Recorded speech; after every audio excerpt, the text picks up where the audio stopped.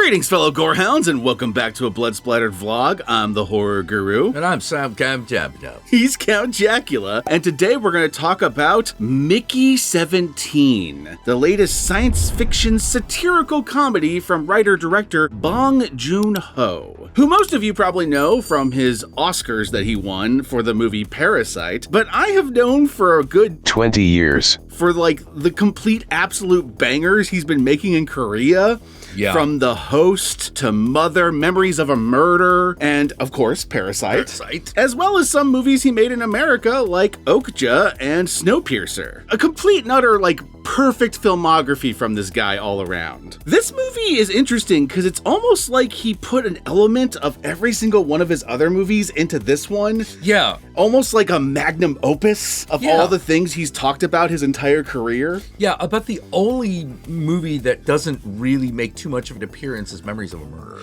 And even that does to a certain extent. Both Memories of a Murder and Mother were at their core murder mysteries. There's other elements to them. Right. But that's what they were at their core. And that kind of shows itself in the backstory for the human printer that is featured in this movie. Yeah. It's not like a main plot thing, but it's like a background element in the movie. So I say human printer. The premise of this movie is you have a guy who boards a spaceship that's going to be on a 4-year journey to a planet called Niflheim. All the people on this spaceship are the followers of an essentially a cult leader who's also the leader of a corporation, who's also a failed politician, who is leading them to this promised land, this Niflheim, where they are going to start a colony and start a better human race away from all the terrible things that are happening on Earth. The murder, the poverty, and everything, whatnot. Yeah. The dying planet, they're abandoning it. They're going to go to a new planet. And the main character, Mickey, signs up to be an expendable. Basically entails him dying over and over again and being reprinted via a human printer so that they can experiment on the things that might kill people on their way to this new planet. So he's basically a lab rat. Now, when I say this movie kind of combines all the different elements from all of the other Bong Joon-Ho movies, I really do mean that. For example, a reoccurring theme in almost every one of his movies is the idea of a tight-knit but broken family. Yeah.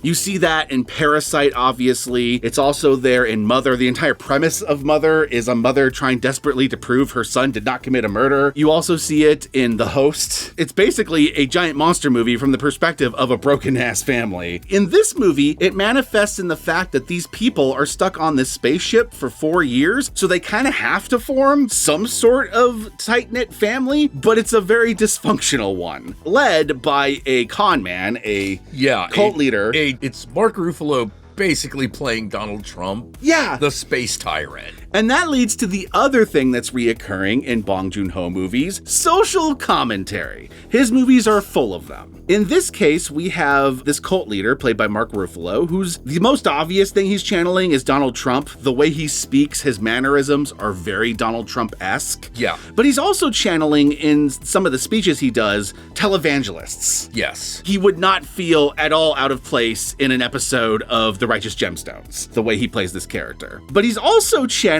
L. Ron Hubbard. That's what Mark Ruffalo is channeling in his performance, but writing-wise, Joon-Ho based the character off of Korean dictators. He based it off of Kim Jong-il. And that ilk. Yeah. Very much is a white supremacist, as the movie reveals as it goes on. Even though he did let people on the spaceship that aren't white, it's very clear they're a means to an end. There's some social commentary. One of the reoccurring social commentary themes in his movies are the failures and the exploitation of capitalism. How capitalism spoils and exploits everything. Yes, and that is ruins everything beautiful in this world. Absolutely, and that is baked into the very premise of this movie. In a plot that is revealed as the movie goes on when they finally land on the planet and they start dealing with the local inhabitants of the planet, the creepers. Obviously, they didn't name themselves that. That's what the humans called them. That's what the humans called them when they arrived. And they're like these little squishy pill bug things. Yeah, they're like little pill bugs with mole abilities, and they have these finger faces that are very creepy. They're simultaneously creepy and scary and also fucking adorable, and I want to hug one. They almost come across Inuits. Yeah. Like snow people that live in the snow. Yeah, I think that was on purpose. Even some of their designs when they're like actually out of their you're caves. Right. They look like they're wearing little parkas. Yeah, exactly. You know? Let's just say Okja, there's things that happen in that movie that also happen in this movie. Yeah. And of course, another thing that is in a lot of Bong Joon-ho movies is the theme of identity. Like, who are you really? Yes. That manifests in this movie through a very science fiction theme. These copies of Mickey that are being made, are they actually the same person? Yeah, are they actually the same person, or are they a new person with the same memories? Exactly. And this gets complicated when eventually there's two Mickeys running around. One Mickey is printed after another one comes home after everyone thought he died. So you end up with two Mickeys with two distinct personalities. Yeah. You have one Mickey that is very timid. He's a bit of a coward. He's also like guilt-ridden as all fuck. Oh, yeah. Yeah. And then you have another one that is angry, and he's much more like open to confrontation to get anything he needs. Yeah, Mickey 18 has just had it. Yes, he's done. These characters have the same exact memories. Have they actually been printing the same person this whole time, or have they just been killing someone and then creating a whole new person and then killing them again? Yeah. It kind of has it both ways with its answer at the end. Yeah. But we'll talk about that in the spoiler section because we got to get into spoiler territory to get into that. Another thing I really like about this movie is a very sexual movie, surprisingly. Yeah. There's a lot of fucking in this movie.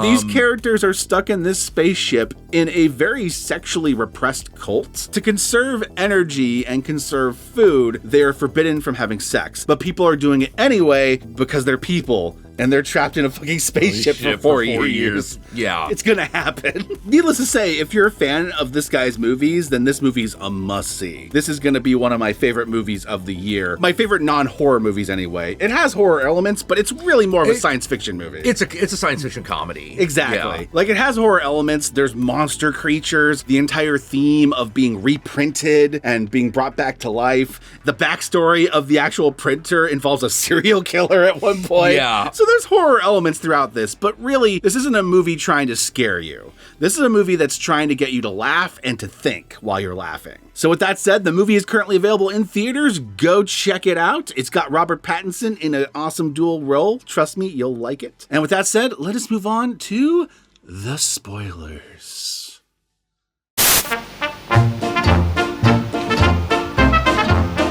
When we're talking about those creeper characters, monstrous looking creatures that when they first land, they're kind of terrified of, and they basically send Mickey to try to go find a sample of so they can find ways to kill it. The human plan is to commit genocide. Yeah, as we tend to do. Absolutely. But one of the big twists in this movie is that they're actually intelligent creatures. They may not have the advanced technology that we have. Yeah. But they are smart creatures that can communicate, and they actually do save Mickey's life, which is why Mickey comes back and finds a second Mickey there. The whole finale of this movie basically is Mickey and his friends, well, this kind of desperate group of characters, some of which are his friends and some of which are like frenemies, teaming up together to try to stop the war between these two creatures from breaking out, the humans and the creepers, because the humans have taken one of those children and are conducting experiments on it. Yeah. The cult leader is trying to, show a big show of strength, like, fuck these native inhabitants, this is gonna be human land,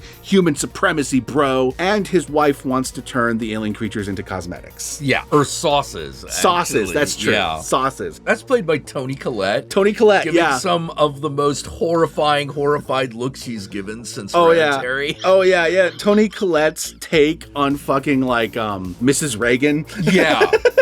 Again, the reoccurring themes of Bong Joon-ho's movies, the exploitation of capitalism. We're gonna take this native creature, we're gonna exploit it and turn it into a product. That was basically the entire plot of Okja. Yeah. You also have humans spoiling the planet. That's a big theme in The Host. Yeah. In The Host, the whole reason why the creature like spawns and becomes this giant monster is because of a bunch of waste that's dumped into the fucking canal. Now, in that movie, it was actually the American government that dumped that waste. So there was also a little bit of criticism of a certain ally of theirs.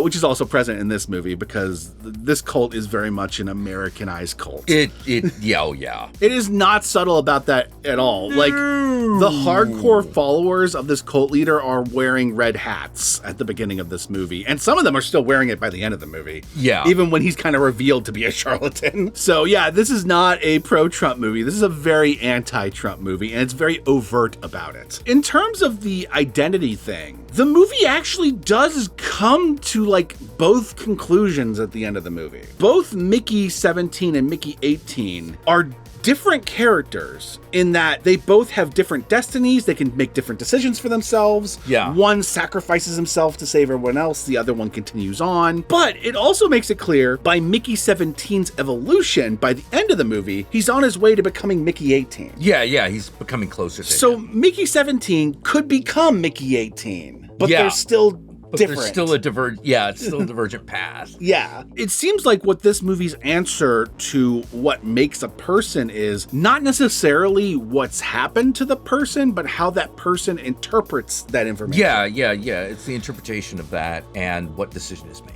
Yes. Mickey 17 interprets a lot of things in his past with a ton of guilt. Yeah. Like he failed when that happened. It was his fault that this thing happened. Yada, yada, yada. Mickey 18, on the other hand, goes, no, you were fucked over. Yeah. That was unfair. That was always unfair. No, this guy cheated you. No, that car had a defect. Yeah. That wasn't your fault. And as a result of these two different interpretations of these same memories, they spawned into very different personalities. But as Mickey 17 starts to realize that it's not his fault, he starts to become Mickey 18. Yeah. I really like the near threesome scene that happens. Yes. The Mickey character has a love interest, and the love interest loved Mickey regardless of which Mickey it is. Yeah, she's loved every iteration of it. Every single Mickey she has loved. And when two Mickeys show up at her door, she has the reaction that any of us guys would have. Yeah. If there was two of our girlfriends in front of us. Holy shit, let's have a threesome. Much to the chagrin of at least one of the Mickeys. Yeah. It's a really hard movie to describe unless you've seen it. There's a lot of stuff that happens. Yeah. There's a lot of disparate stuff that happens, but it all comes together. Yeah. It all comes together in the end. It's just one of those, like... It's one of those movies that feels like you watched an entire season of a show, but it also doesn't not feel like a movie. Yeah, well, it doesn't feel like we're missing shit or we're speeding through our plot points. No. It's a very Asian movie. Very Asian in pacing, in style, and in tone. Yes. So yeah, I really liked Mickey 17. It is a hilarious movie. It leaves you a lot to chew on, and I think you will all enjoy the movie if you check it out yourself. And so with that said, where can they find you, Count Jackula? Oh, you can find me here on YouTube at 7 p.m. Pacific Standard Time every weeknight. You can also follow me on Blue Sky at Count Jackula. How about you? Y'all know me, I'm the Horror Guru. You can find me at various social media platforms, but these days I primarily use Blue Sky, so follow me on there. Be sure to like, comment, and subscribe, and don't forget to ring the notification bell so you're notified of my videos immediately upon their upload. And if you'd like to help out either of us more directly, be sure to check out our Patreon pages, and remember, if you decide to go the Patreon route, even $1 a month can go a long way, but we will certainly accept more. And with that said, my fellow Gorehounds, I want you to comment below, and be sure to comment below using the hashtag A Tale of Two Mickeys. Use the hashtag A Tale of Two Mickeys, that way I know. That way Jack knows. That way the whole world knows that you saw the threesome scene and thought it was as awesome as we did. Yeah, it's good stuff. It's great scene. Good stuff. And with that said, my fellow Gorehounds, peace out, and we'll catch you all later.